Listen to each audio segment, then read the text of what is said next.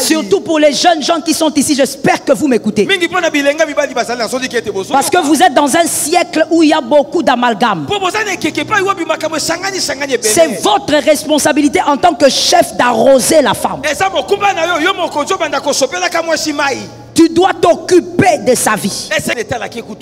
La force d'un homme réside aussi dans le fait qu'il doit s'occuper de sa femme. Il doit l'embellir. Bats-toi, chérie. Tu vois avec l'économie là que papa te donne. On va mettre ensemble, on va s'organiser pour doter. Immédiatement et tout de suite. Sors de cette situation là. Comment vous pouvez normaliser une affaire pareille? Et on dit quoi?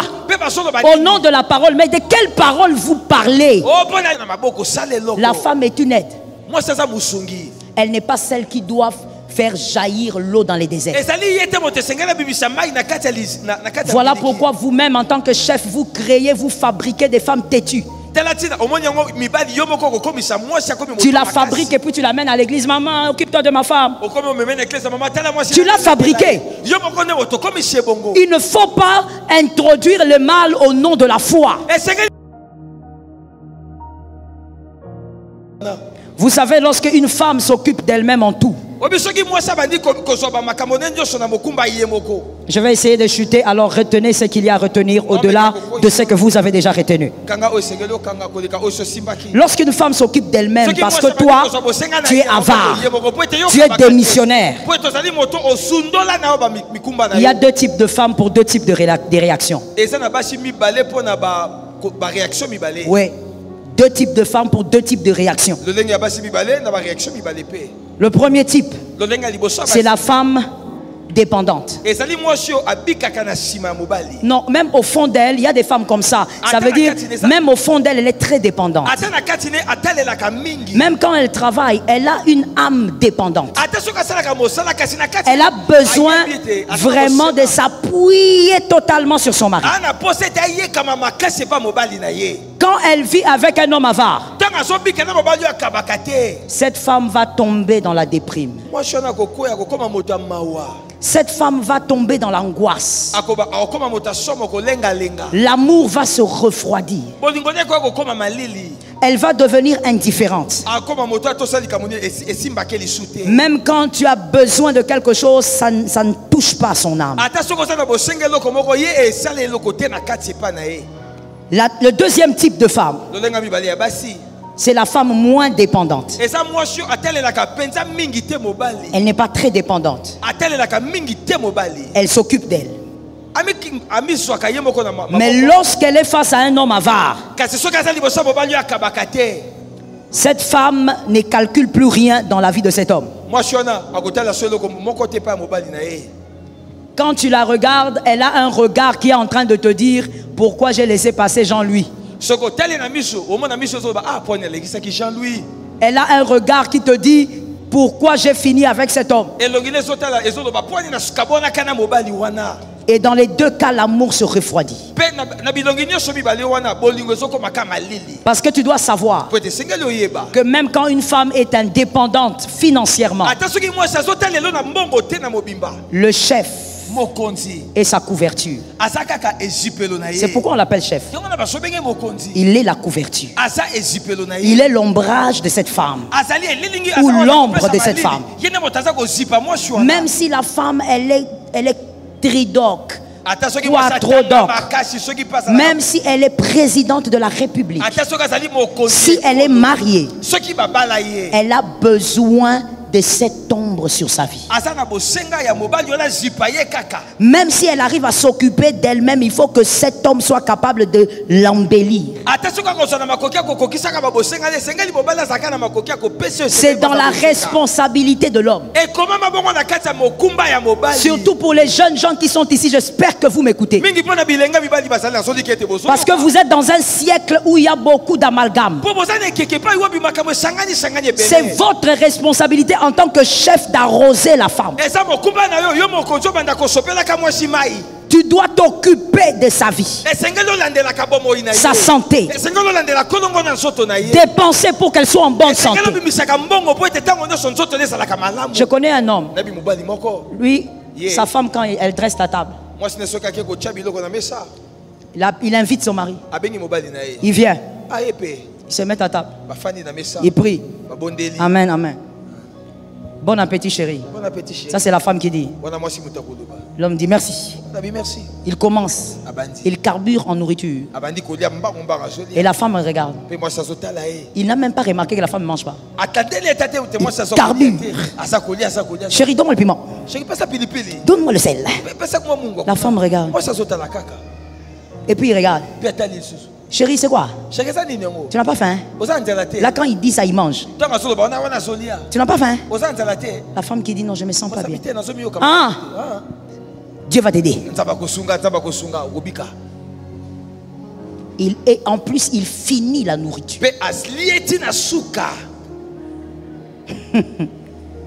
Qui a dit que l'Éternel doit l'éloigner de ce genre d'homme?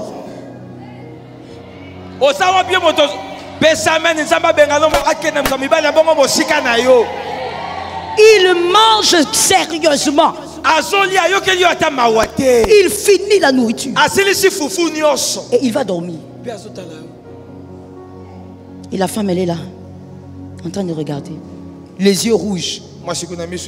Vous savez, quand les yeux deviennent rouges comme ça, elle va au coin de la maison. Elle commence. Wapio, wapio, papa. Elle cherche l'intervention divine même. Un homme qui est indifférent du bien-être de sa femme. La force d'un homme réside aussi dans le fait qu'il doit s'occuper de sa femme. Il doit l'embellir. Que l'Éternel guérisse un homme ce soir. Dieu a équilibré les choses comme ça.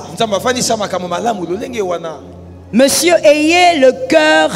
Non, on ne va pas dire le cœur, on va dire les mains. Ayez les mains de Salomon. N'ayez pas les mains de Nabal. Un homme méchant, bizarre. Quand une femme est mariée à un Nabal, son cœur est dehors en train d'attendre un David.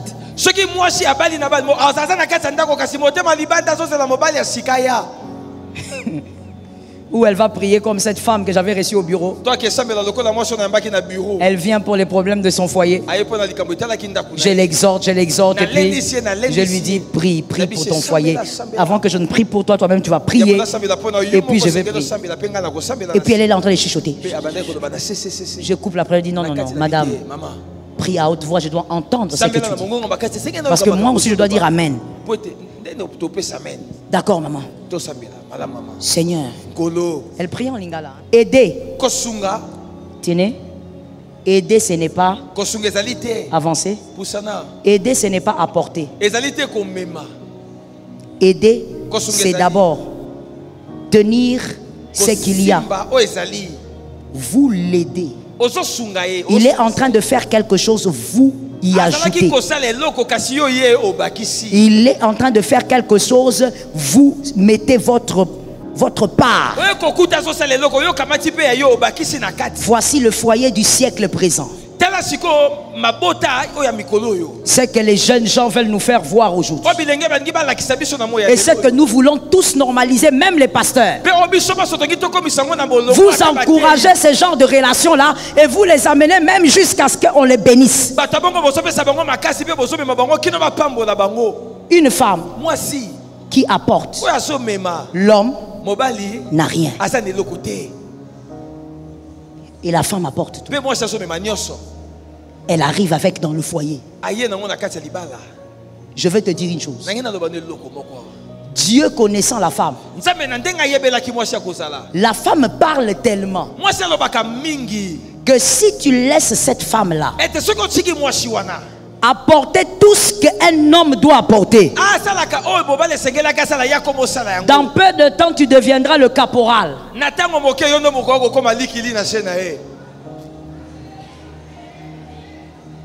L'aide dont la Bible dit, c'est celle qui vient aider ce que l'homme est en train de faire. Le salaire de l'homme qu'il a, la femme vient ajouter ses $200. Dans le salaire qu'il y a ici, la femme vient ajouter ses $50. Mais le siècle présent, maman, il faut souffrir, hein? Rentre encore, maman, c'est toujours comme ça. La femme, c'est toujours elle qui part, qui revient. Dans le siècle présent, on dit aux femmes, on dit à la femme, le fiancé même dit, en tout cas, il faut te battre. Ah, voilà. C'est la phrase que j'avais entendue. Maintenant, voilà, le problème, c'est que je n'arrive pas à dire ça. Répète. J'ai entendu un homme fiancé officiellement dire ces genres de sottises. Bats-toi, chérie. Tu vois avec l'économie là que papa te donne. On va mettre ensemble, on va s'organiser pour doter. Immédiatement et tout de suite. Sors de cette situation là. Comment vous pouvez normaliser une affaire pareille? Et on dit quoi? Au nom de la parole. Mais de quelle parole vous parlez? Quel est le verset que vous utilisez? Non, vous savez, dans la vie, il peut manquer. Oui, il peut manquer, mais qu'il fasse quelque chose de ses mains. Parce que la Bible dit, c'est l'œuvre que tu accomplis que l'Éternel bénira. Dieu bénit l'œuvre de tes mains. Toi, tu es un élu seulement pour parler en langue. Tes mains, Dieu ne peut pas bénir tes mains même dans l'agriculture. J'ai dit à un élu célibataire ici, sors de la paresse. Je n'ai pas entendu, j'ai dit sors de la paresse. Fais quelque chose de tes mains. Si ta fiancée va faire, toi aussi fais quelque chose de tes mains. La femme est une aide. Elle n'est pas celle qui doit faire jaillir l'eau dans les déserts. Voilà pourquoi vous-même, en tant que chef, vous créez, vous fabriquez des femmes têtues. Tu la fabriques et puis tu l'amènes à l'église. Maman, occupe-toi de ma femme. Tu l'as fabriquée. Il ne faut pas introduire le mal au nom de la foi. Oh non, ma femme, elle est vice-dieu. Ça ne va pas arriver. Ce n'est pas pour rien que Dieu a placé l'équilibre. Il est important pour toi, monsieur célibataire, fais quelque chose de tes mains. Et que la personne qui va venir vienne t'aider. Dans le mariage, arrose, embellis ta femme. Au lieu d'avoir des yeux comme ça, comme les phares de je ne sais pas où, quand une femme passe, tu tournes parce que la femme d'autrui est passée. C'est la femme d'autrui. Il y a quelqu'un qui s'occupe de ses cheveux que tu regardes là. Il y a quelqu'un qui s'occupe de ses habits que tu regardes là. Toi-même, je veux dire à un homme marié ici, que les hommes mariés me donnent un amen. Je n'ai pas entendu, ils n'ont pas donné un amen. Que les hommes mariés me donnent un amen. Écoutez très bien. Allez prendre ce que vous admirez et faites-les entrer chez vous.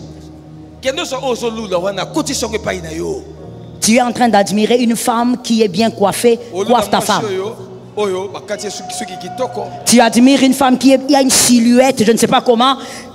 Va courir avec ta femme tous les soirs. Répétez ça. Répète ça.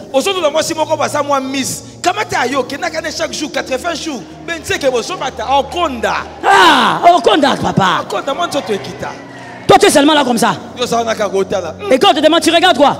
Non, chérie, je regarde le ciel. Tu fais que regarder. Quand une fille... Non, si tu vois ce que tu admires là, il y a quelqu'un qui prend soin. Occupe-toi de ta femme. Est-ce que quelqu'un a bien entendu? Que Dieu vous bénisse, mes fils. Merci à vous d'avoir suivi la vidéo jusqu'à la fin. Sachez constamment et sachez-le, c'est très important que la construction d'une famille stable est basée sur les fondements solides et des valeurs chrétiennes. Donc les principes bibliques nous guident dans l'édification d'un foyer solide et harmonieux. Ok? Donc la parole de Dieu est notre guide infaillible dans tous les aspects de la vie, y compris la construction d'une famille stable.